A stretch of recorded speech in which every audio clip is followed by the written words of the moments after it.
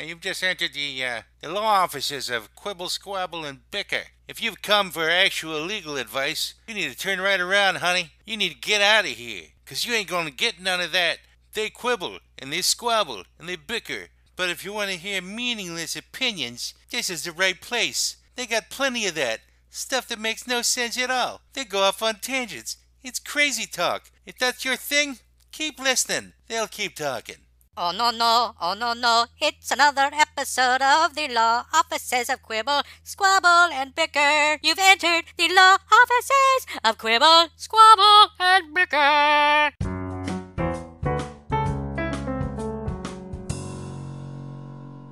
Yay! Welcome back to another episode of the Law Offices of Quibble, Squabble, and Bicker here on this February 24th, 2021. My name is Matt. We have Greg and Brendan as the other members of the law offices. And today we have quite the guest. His name is SohoJohnny Pasquale. He's a philanthropist and music promoter, as well as he's started a number of different charities. And he's going to be telling us a bit about what he does. And then he will help us dealing with our client for the day, which is Fedora The Explorer. So that'll be an interesting time, perhaps. We'll go from there. So, just to start off, Mr. Pasquale, if I'm pronouncing that correctly, how is it that you are on our show? It's and if you could let people know what SOHO stands for, because I think people have heard that term over the decades, but they don't know what it actually means. First of all, thank you for hearing my case and representing me in the law offices of Purple, Squabble, and Bicker. That's the fake law offices, and we are fake attorneys, everybody. Fake attorneys. Thank you for hearing my plea. Thank you for having me on the show. SohoJohnny, just quick, right for the audience, is somewhat of a nickname that I garnered when I was younger because my family goes back over 100 years. I grew in family. Soho, which is an historic neighborhood in Manhattan. Does Soho stand for something? Well, yeah, I mean, technically it's south of Houston. It's just a 26 square block area, historic district area in Manhattan. And it's internationally popular. And just for me, humbly, it was just the starting of my family. My grandfather was core immigrant, like many of the audience lineages, came to America and started there. Tried to make a living. His generation to my dad's generation. So I used to go to work with my dad, and even to this day, we still have a real estate business there. Over the years, that was one of my nicknames, and that's the one that kind of stuck. And so I just used it as a name for my platform, and I started getting involved with it. So, I'm sorry to interrupt you, but I'm just kind of curious. So, how does one get a nickname like that from just walking around the neighborhood where everybody else is also a Soho something or other? Like if Greg or Brendan lived there, it'd be Soho Greg or Soho Brendan. Why were you the one who actually got that name stuck to you? Oh, I was brought up in the city, and my parents lived in an apartment back in the 60s called Stuyvesant Town. It's a gigantic complex built by Metropolitan Life. And then eventually, school grammar school, and moved to the boogie down Bronx. So, most of my... Is that different than the regular Bronx? The boogie down Bronx is kind of a nickname for it, I guess, just because it's kind of like one of the city is kind of the origins of many different types of music. Oh, gotcha, okay. So we call it boogie down Bronx. It's kind of like a cliche.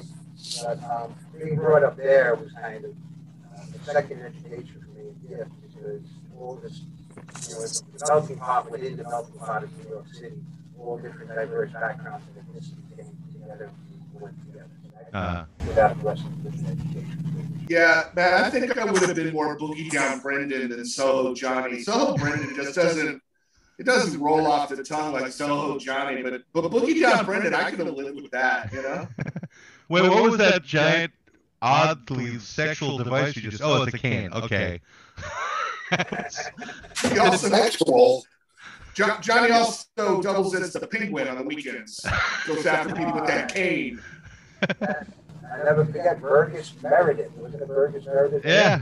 Yes. And in the 60s and 70s, whatever it was, with Adam West. Right, he was that, and then he was the coach for Sylvester Stallone and Rocky. Yes. You're a bum, Rocky. You're a bum. Anyhow, just segueing forward. So, being brought up in the Bronx, of course, having my family's roots in Soho, my business there, a lot of my friends started calling me Soho. So, eventually my parents bought a house in the Bronx, and there was a garage in the back. Okay, my parents had, my father, I should say, had a truck. In this garage, I mean, I was a stuttering, young, nervous kid as a child. It was amazing that I got involved with anything at all. To this day, I call myself an accidental tourist. And I used to have these practical jokes and take them to grammar school. And I went to a parochial school in the 60s, for those listeners that know of the 60s or lived through the 60s like I did. They didn't spare the rod in those days, especially in a parochial school in the Catholic school where I was brought up. But I used to get in trouble a lot because I was bringing these practical jokes. Not that I was a wise guy or anything, but I always just had to get a laugh. I was a nervous kid. I guess I vented my nervousness by getting the class to laugh. So I would get in trouble, and I'd have these little cigars with a snake coming out of it, or these little boxes that would laugh in the room. And, it was very strict then, back in those days in class, with the nuns and the deacons and the teachers or whatever at the time. So, having that kind of reputation, when my parents had this house in the Bronx, I started playing music in this garage. I had a garage in the back, and I someone got this nickname and this reputation. My friends would come over after school, and people or other kids would find out from the neighborhoods come here to congregate, and I kind of picked out a mini club with the black lights, the strobe lights back in the day. Probably still like late 60s, early 70s. So you're kind of like Little Rascals, like Alfalfa had his own little clubhouse. Yeah, a little bit like that. I mean, I was kind of. It's like Little Rascals meets Studio 54, though. Cocaine. Black lights. It's just that's on the cusp of that. Yeah, but that was more like classic rock, like the Who. I used to love the Who these days. And back in those days, the Bronx had a lot of gangs in it, city gangs, especially the Bronx. And, a lot of the families, they felt comfortable, at least they were at someone's house, or this guy's house, this family's house, in this garage. So I think that's kind of the seed. I mean, I gather my sense of entertainment, and the gifts I got from my mom. Remember when we were kids, and when we first got into music, I could play the same music over and over, whether it be a vinyl, whatever, you drive the family crazy, whatever. Yeah, it still happens. It still happens. So I remember Tom Jones and what's the Pussycat, So my mom was trying to get involved with entertainment a little bit in those days. I got music shows as music in the household. And my dad, who lived through the Depression, and whoever dealt with him, I'm not saying it was my dad, and everybody said kind news back and dealt with him, no matter what they had or what they didn't have. And so I think I got from him a sense of humility in that. And I say that because went on, I started to do, I was still like kind of in the family business or whatever, but I was like doing these family reunions, and then when I just said the disco started coming in those days, I guess in the 70s, I started DJing. I mean, not really big time or anything, it was more, and I always had that open door mentality that I would just have entertaining and people would come. Fast forward, my parents moved out of the house and they went to another place. For a period of time, I had the house to myself because that just became an animal house. And I finished the prayers all different times of the night. I had the house there, and but I would love it. I would always have that open door mentality. So, SohoJohnny, as I just kept had that reputation of being a party tour, and people say, "What are we doing this weekend? Let's see what Johnny and Soho's doing." And I lost my dad over 26 years ago to cancer. And that was like the pivotal point in my life. Cancer affects all of us in some manner, shape, or form at some point in our life. And That's quite true, yeah. So I said, let me kind of step it up. And I started stepping up, all the gigs, in the industry, at these parties, and bringing, more upper echelon artists and hired them. They do shows and started raising money for the American Cancer Society. And oh, wow. that really started a genesis in my life. So let's back up for just a second there. So what was like the first event that you put on in terms of helping out the Cancer Society? How did that come about? Well, I'm trying to think of a few. I don't remember the first. I mean, I've done other charities, the Humane Society, which is a big animal lover. I had that one in Broad Street, Soho. That was the cool thing about it. We have some properties to this day down in Soho, so we would offer a solution even to this day because we have a real estate brokerage for retailers or whatever, or offices commercial there.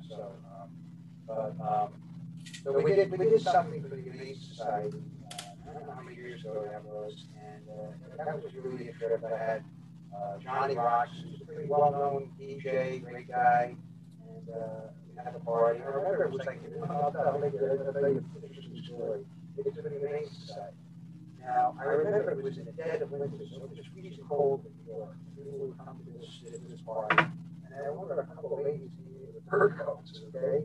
And there was some other people that really got upset. How dare you come in with fur coats? This is at the Humane Society. They were wearing fur coats. So I kind of break up like a cat fight, you know. But literally, because they would use those fur coats if the cat lost. Exactly. But it was, You're gonna start throwing cats at people. Exactly. It was very interesting and kind of walked through the mind.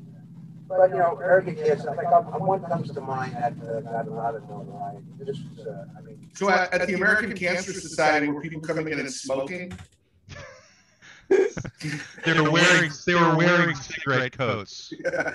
A whole cigarette made out of tobacco. They were coming in with radium, rods of uranium. What? Radium rods? That's radioactive, some kind of thing. Sure. They had like mini nukes that they were letting off in the corners of the room. That would be ironical. That would be insane. Yes. Sorry to interrupt you there, John. No, that's fine. Do you prefer to be called SohoJohnny or John, or what do you prefer to be called? Usually I get SohoJohnny. That's fine. Okay. Just want to make sure we're calling you something. We won't call you Johnson, though.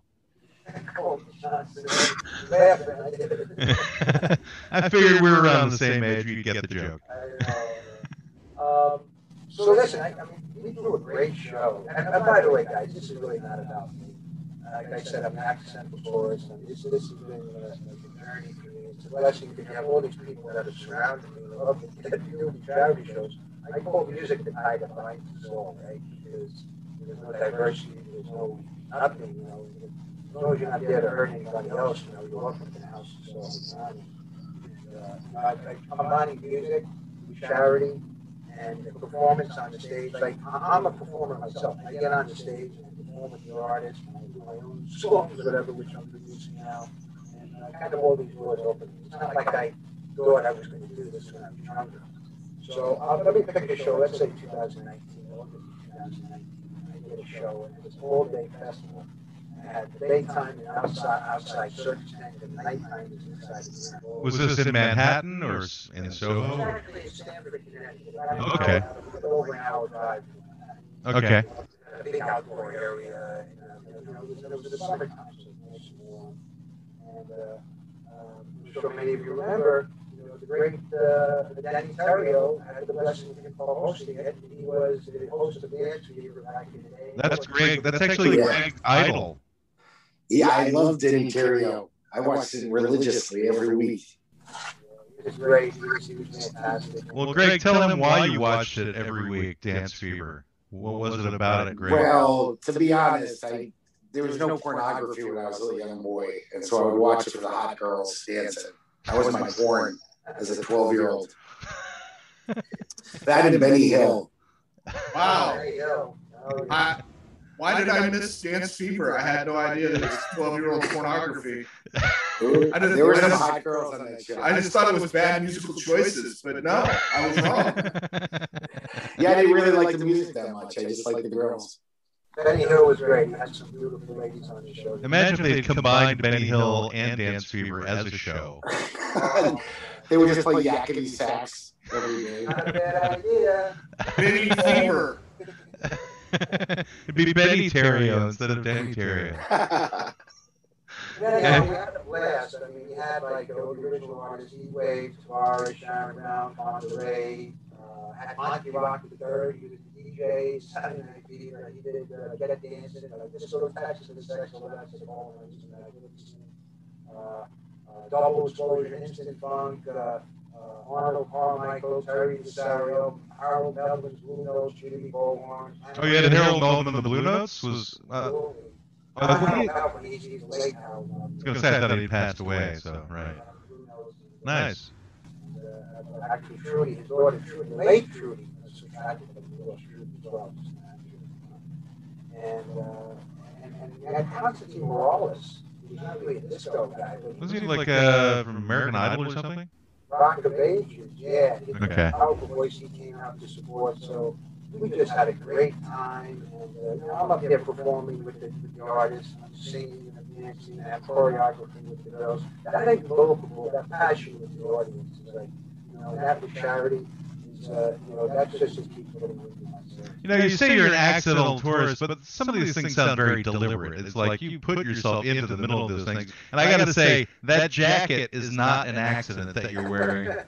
Because, it's about 3 in the afternoon your time, and you're all sparkly.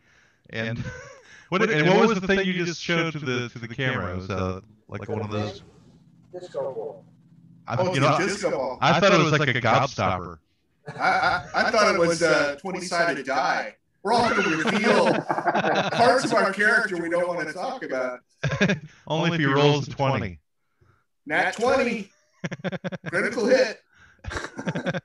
We'll be doing Dungeons and Dragons next week. So this is like a lifestyle for you, because again, you've got your sexual cane to your left, and then you're wearing the sparkly jacket and the disco ball. So do you do twirls when you go down the stairs and stuff? Do you show people your dance moves? I can't help myself. Okay. I become, that little inner child, that stuttering kid that I was as a boy, is now just turning himself inside out, stage. And, anything goes, It's all about the joy, the mirth, especially in these times, right? You get people to laugh, and just don't take yourself seriously. That's what it's all about. Well, you live life like you're in a musical, basically. You're like Gene Kelly walking down the street. He just breaks out in the song whenever he feels like it, Greg. That's nice. Anything's possible. Well, your publicist said I should ask you about the Animal House. Oh, the Animal House, what she's referring to is when I was living, when my parents left me, had the misdemeanor of leaving me alone in that house in the Bronx. And they were saying that we would have, the people would come at any different time of night, and then you just open up the door and you just put up a big pot of water and just start cooking. Wow. And how old were you at that time? He was 4. Was it 4? Big pot of water and a 4-year-old. That's a good time. That is a strong weekend plan right there. Oh, I was a teenager. Oh, you're okay. So wait a minute. Time out. Hold on. Your parents left a house to a teenager and just were like, "Yeah, this is gonna be fine." Yeah, he's got a pot of water. That'll get him through the weekend.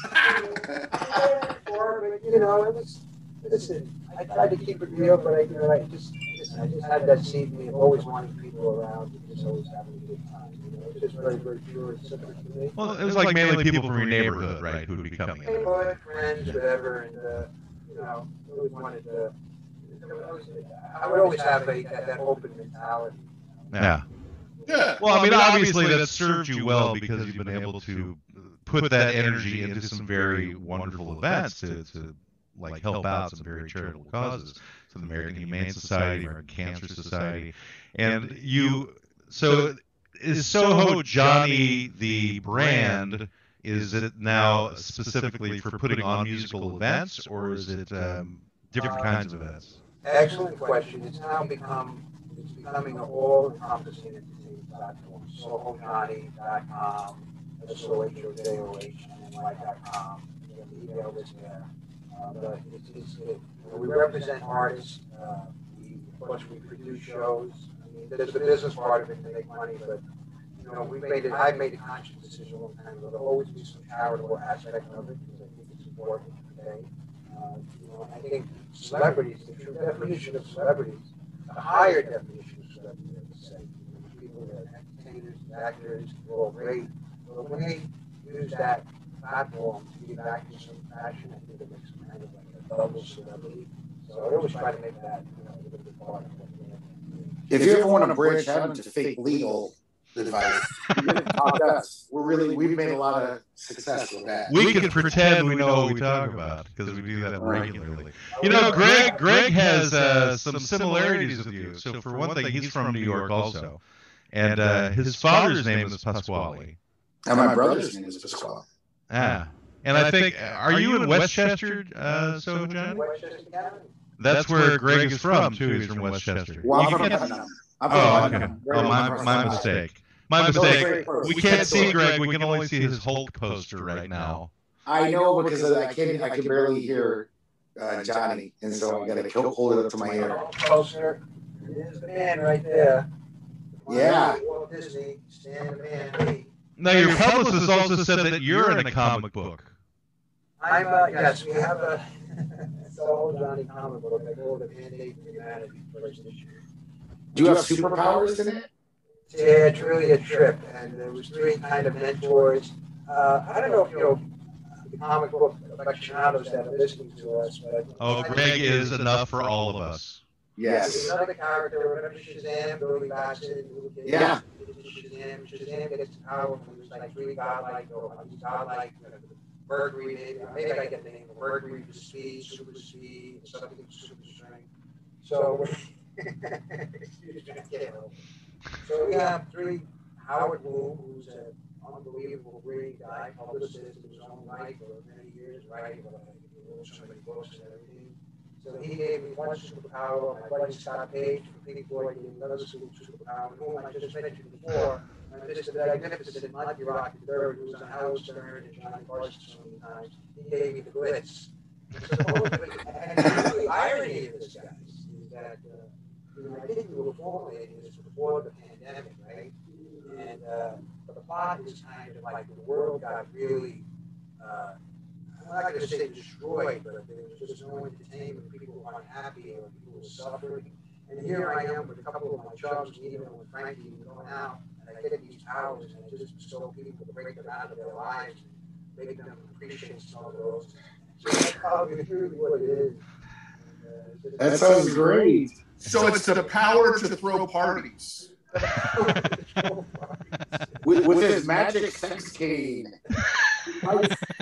Unhappiness. I gotta say that's way cooler than the Green Archer or, I like the Green Archer. Oh, Brendan, you're such an ignoramus sometimes. And why is he an ignoramus? Because he said Green Archer instead of Green Arrow? Yes. Oh. That's in your world, Greg. I was being sarcastic. So how do we get a copy of your comic book? Oh, yeah. I think I maybe have a bunch of copies. We'll get some more copies up to you. Oh, cool. Great. My pleasure. I'd love to have you guys on the show. If it's somewhere, if it's the next time we have a show. We just had a show. Well, I guess I should pick it up where I was before my whole journey here. Oh, yeah, we had Scott Page on a couple weeks ago, too, so when you mentioned him, I was going to let you know that. Yeah, I mean, Scott's a buddy of mine, and I helped collaborate with him. He's another philanthropist, great guy. He raised money for the Watch Conservatory, his dark side of man, a vision a little bit because he was part of Pink Floyd. And raised money for underprivileged children for music education. And I helped support and collaborate. He had a great time. Highway 39, So what's the next big thing you have coming up? I mean, I know it's kind of difficult considering we're in the middle of a pandemic. I just did a virtual show with my dream team, mentor John Valesco, and I'm not taking credit for this. Guys, picture me the little bulldog head on the top of the hood of the Mack truck. Okay, I'm actually picturing that right now. Your little head on the top of a Mack truck. I got it. It is in my mind. But all the horsepower is my dream team around me. My mentor John Valesco, my spiritual star, and the list goes on.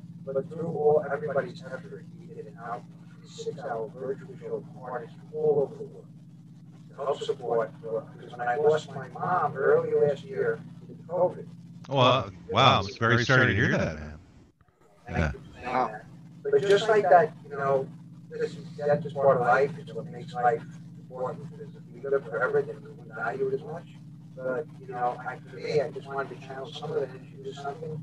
So I had this idea, because I was doing these gigs for a charity, and I said, let me step it up a notch. And I started the foundation called Let Me Help Inc. INC, LetMeHelpInc.org. So is that like a division of SohoJohnny, or just a separate organization? It's separate, but now it's a conduit to help raise money for all different types of charities. Like American Cancer Society, you can only give money to that cause. The foundation is like a charity, you give to different causes. Oh, I got you. Muscular dystrophy, it could be cerebral palsy, cancer, it could be whatever. So I took that off the shelf and I finished the paperwork, and we pulled off. And again, I mean, I am so overwhelmed and so thankful for the support I got. I mean, we had people, and it was 3 different causes that were not just one charity. It was for prostate cancer, it was for COVID, Meals on Wheels, Department of Aging, Yonkers, okay, Westchester County. And for a small part of the show, my co-producer Andrew Cole, hashtag I am no joke, for anti-bullying awareness. That's something we actually need for our podcast itself, because a lot of bullying happens just between the 3 of us to each other. Be best. Be best, Matt. I am the best bully. It gets better. That's what they keep telling me. You'll survive, Greg. You'll get a little PTSD from this, but you'll be okay. It'll toughen me out. But it was really a trip. I mean, we had either permission to use footage or shout outs to performances from everywhere, like Patrick Stewart, Ozzy Osbourne, Osbourne, Fred Schneider from the B-52, Cedric the Entertainer. So these guys are all like on your Rolodex now. You could like call them up, Patrick Stewart, say, hey, Patrick Stewart, I want to be on Picard right now. Directly, indirectly, or just through my team. I mean, just you know, and they all helped it, and just volunteered their time for the cause. It's such a beautiful thing. It really, it just gives me, you know, it just gives one the great deal of this. It just shows a lot.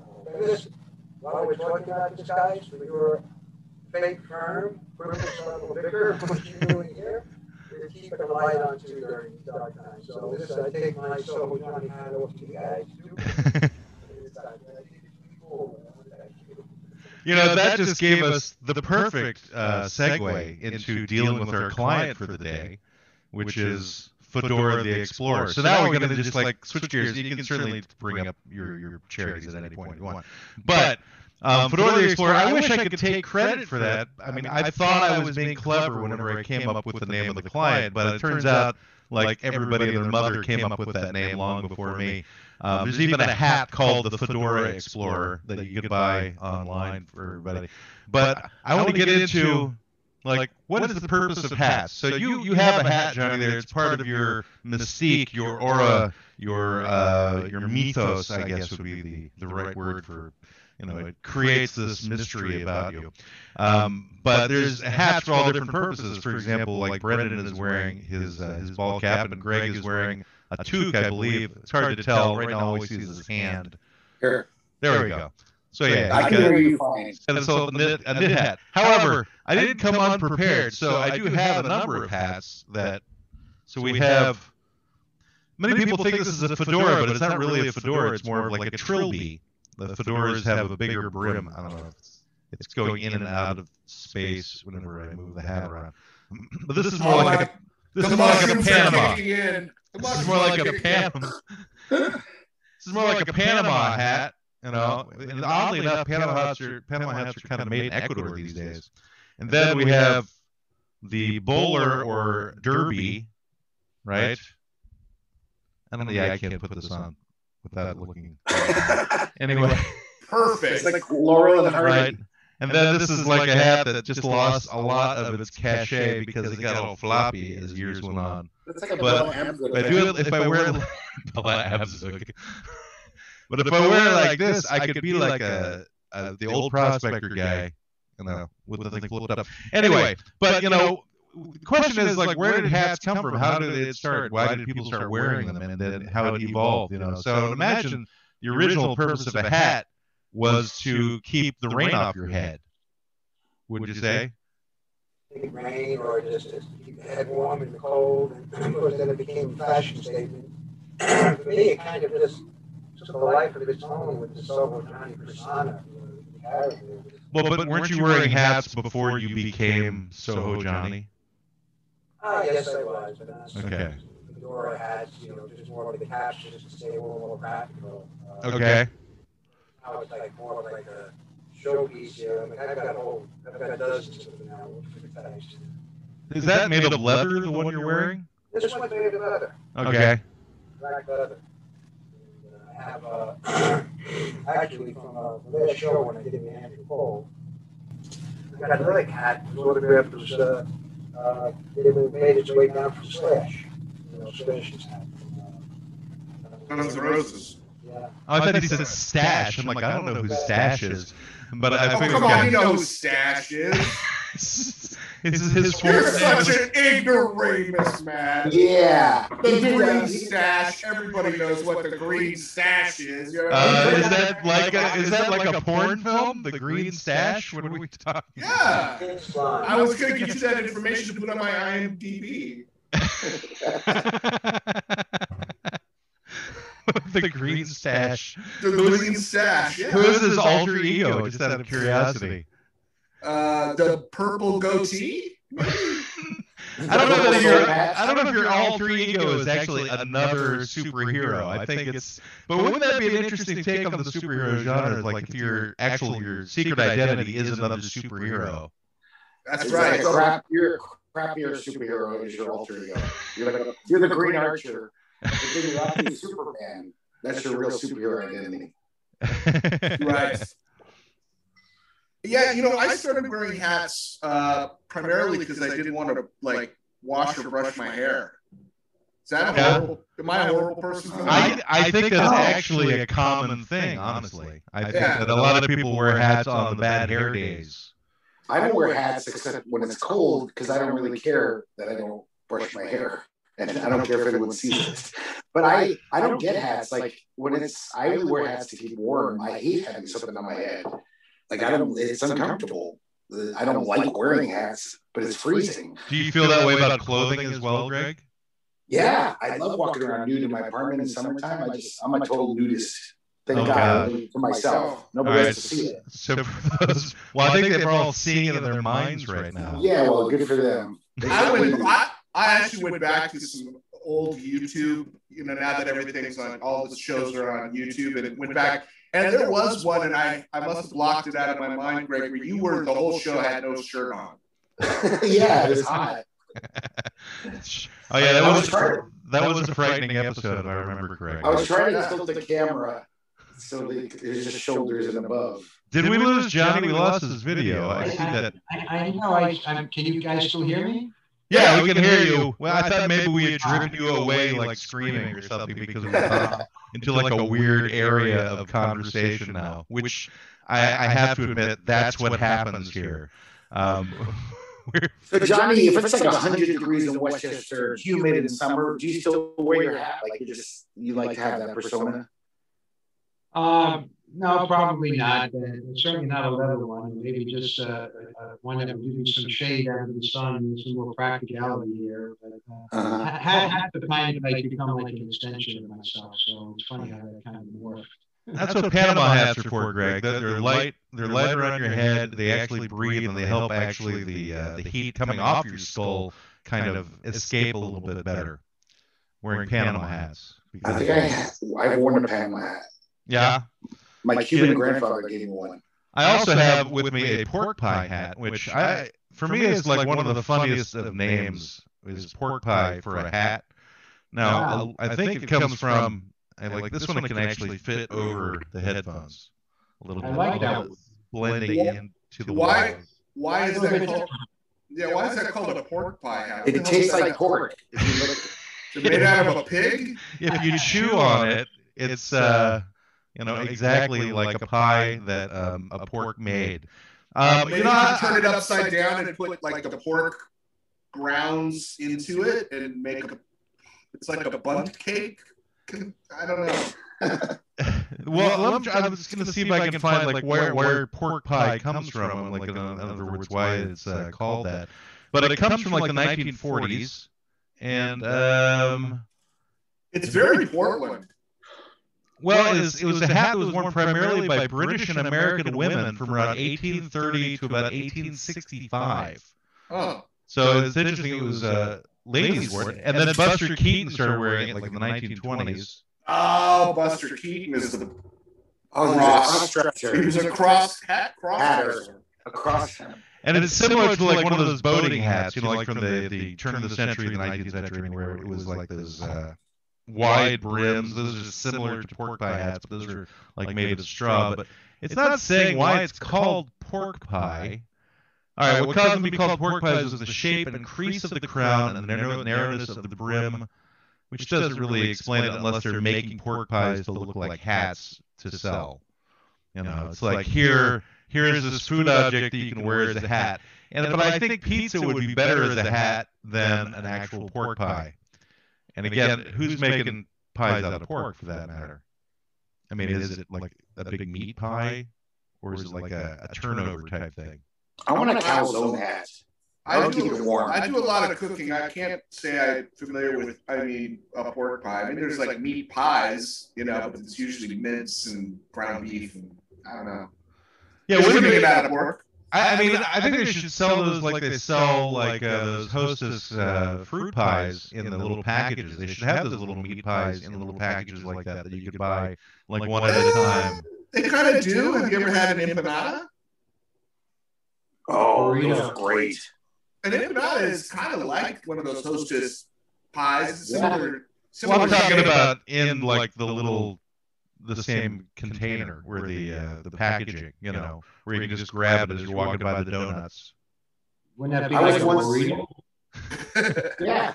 Brent and I were having an actual discussion yesterday about whether a burrito is a sandwich. We've determined that a burrito is a sandwich. It's not. Oh, it is. Oh, no, it is. It's definitely a sandwich, yes.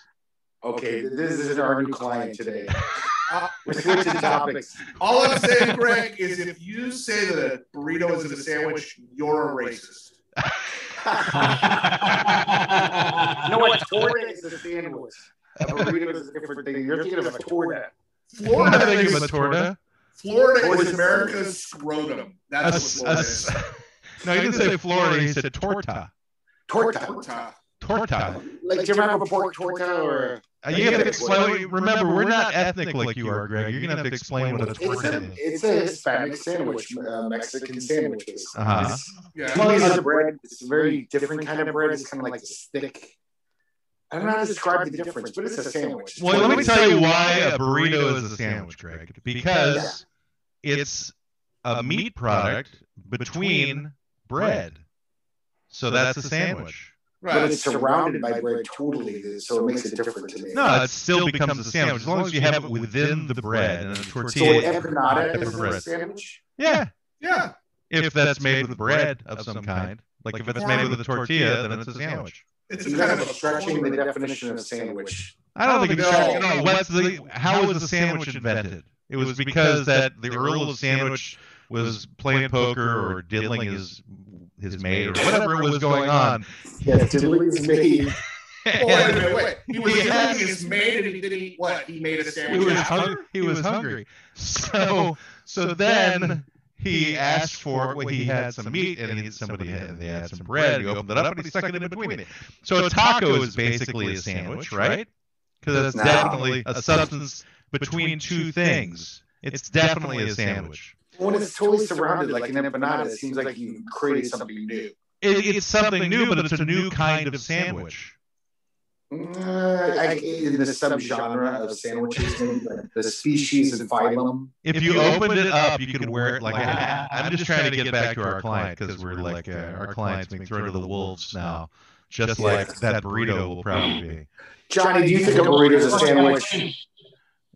I think a burrito is. I would agree. Some form of sandwich. Though it's not completely by the bread. So let's say it's a mutant sandwich. Maybe you could fight in your next comic book. You could fight the meat and sandwiches. You could fight Burrito Man. It shoots like guacamole out of his hands.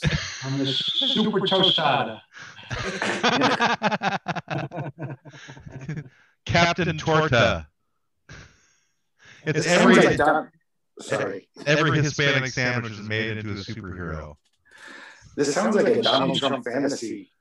What? Fighting Burrito Man and stuff. Why would that be a Trump fantasy? Because he doesn't like Mexican people. Oh God, I didn't know where you were heading with that one. Oh God, that was a stretch. So in this, tying this all back together, if a burrito is a sandwich, is a pizza hat? No. Is one of those Mexican wrestler masks? Is that a hat? Oh, I think it's a sandwich. It could be.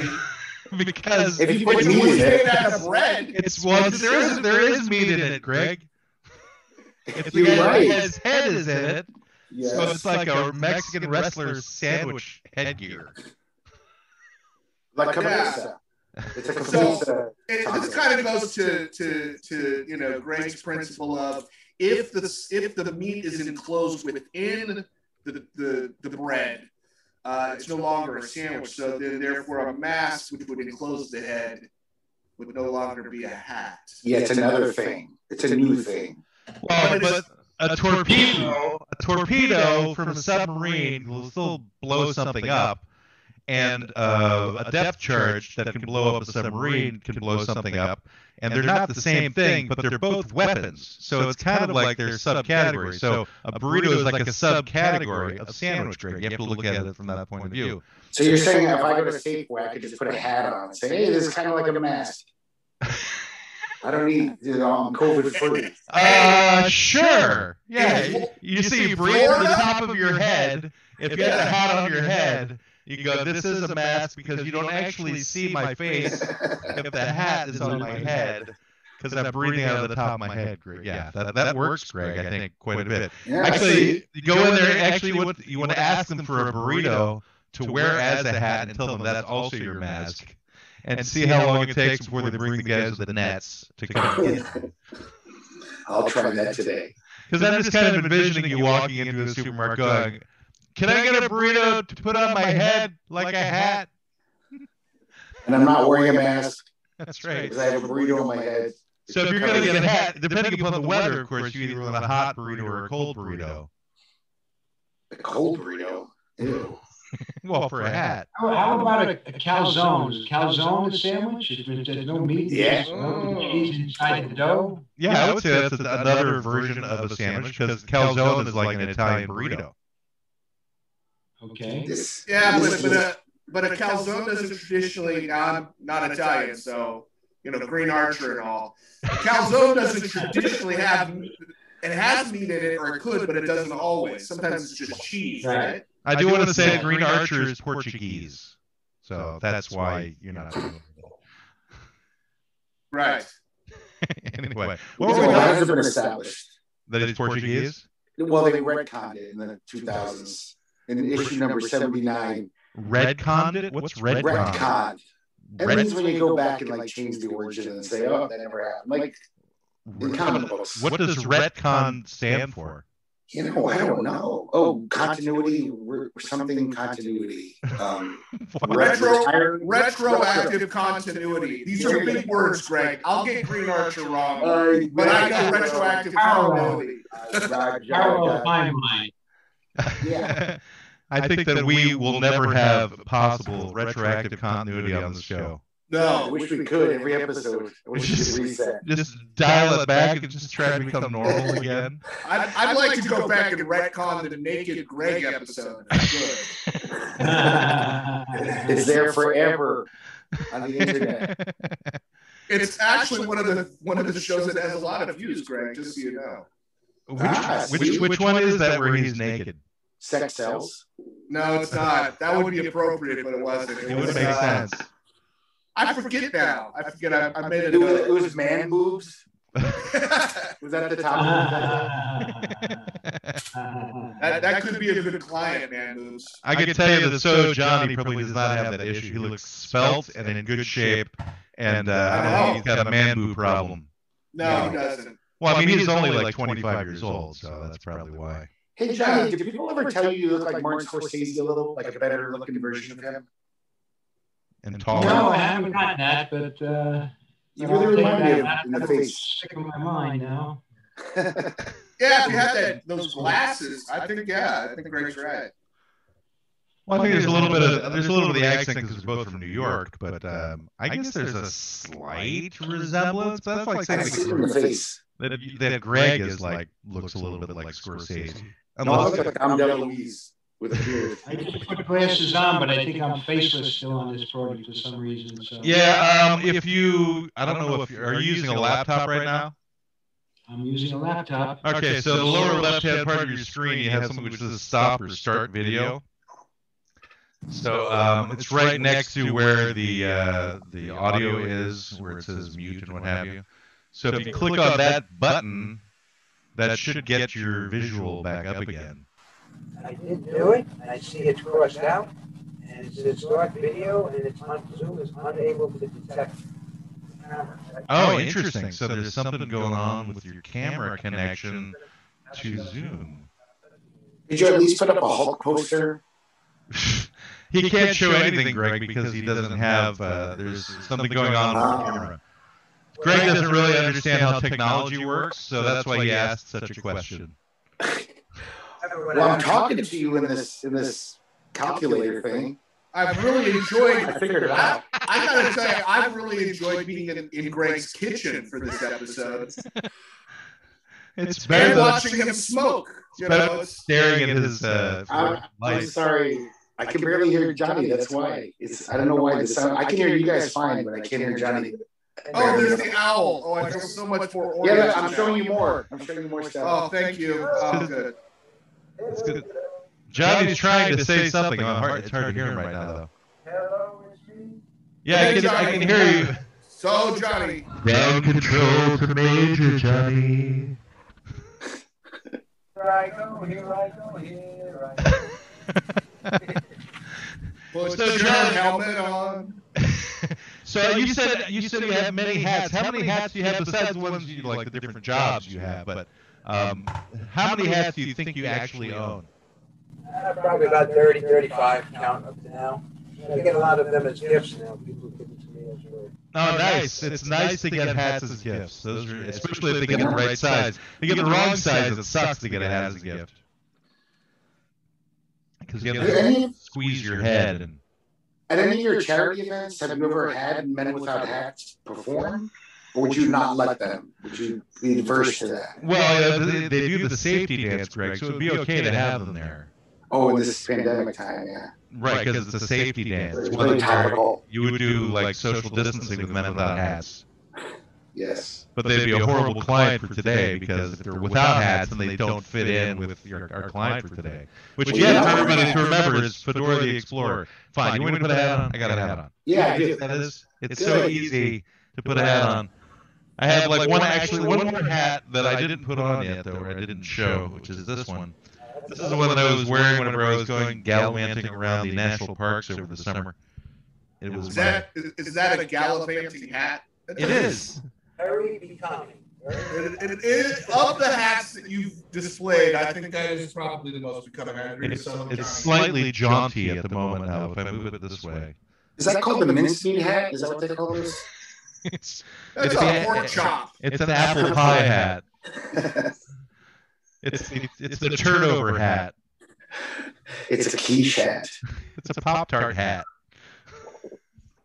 You get weird hats like, did people like mix it up and give you like a cowboy hat or like nutty hats, or they give you hats that the kind of hats you wear? Sombreros you get? I think I saw a picture of Johnny with this really interesting, like almost a military type hat, but it's like a double-sized hat that you would see on somebody from the Village People. Oh, it's probably the one with the steel studs around. Yeah, that's the one. Right, that was when I was at the NAM show in L.A. Over a year ago. I had performed, and that was a trip. That must have like thrown off your sense of space a bit, though. Because did you like hit the tops of door frames a lot wearing that hat? Because that was like kind of a tall hat. Well, yeah, a little bit. I had to watch my height restrictions there. And, that was, we were hitting from club to club that night. Because, the NAMM exposition down in, I forget where it is in California. Actually, it was with Scott Page at the time. And it's just a fun time. You just go from the concert to whatever. So, and NAMM, that's what the National Association of Music Merchants. Is that the right place thing we're talking about? Yes. The NAMM, I think, is usually held in January. Were you hanging out with Scott Page when he had that crazy super mullet back in the 80s? Did you know him then? No, I didn't. But he was running all over the place in those days. He is a high energy fellow, I got to say. He has lots of things to talk about. Really nice guy. I enjoyed having him on. Yes, he has one of his famous sayings. I'm sure he probably said it on the show. He said, "The only day that exists right now is this moment, this second." Oh, right. Yeah, he was. It's just a thought that's behind us. Everything we think about in the future is not here. It doesn't exist yet. Anything that's real is right now. He's an existentialist. He's a tech guy. He's a very smart guy. He's a great guy. Very entertaining. Yeah, the fact is that everything that we say is in the past. So that is quite true. There is no now. There is only then. No. There is only, and I think Scott would agree with you, there is only now, there is no then, and there is no future. There is only this moment. No, there is no moment. The moment is, there's no moment. Catch it. Put it in your hand. Tell me more about it. You can't because it's gone. You guys are blowing my mind. Well, that goes to the non-dual nature of reality, which we've talked about before. Have we? We've talked about the non-dual nature of reality? Yeah. In what way? I don't remember. Maybe I was talking to somebody else. Maybe I was talking to myself. That's not very non-dual, is it? No, it's incredibly non-dual because you're talking to yourself and you are one person, so there wouldn't be a dual. Right. It would be a ool. I've never had a duel in my life, so I guess I'm living in a non-dual reality. Well, then I am throwing my gauntlets down at your feet. You shall duel. Are you going to slap me with a glove? Right, you've seriously, you've never been in a fight?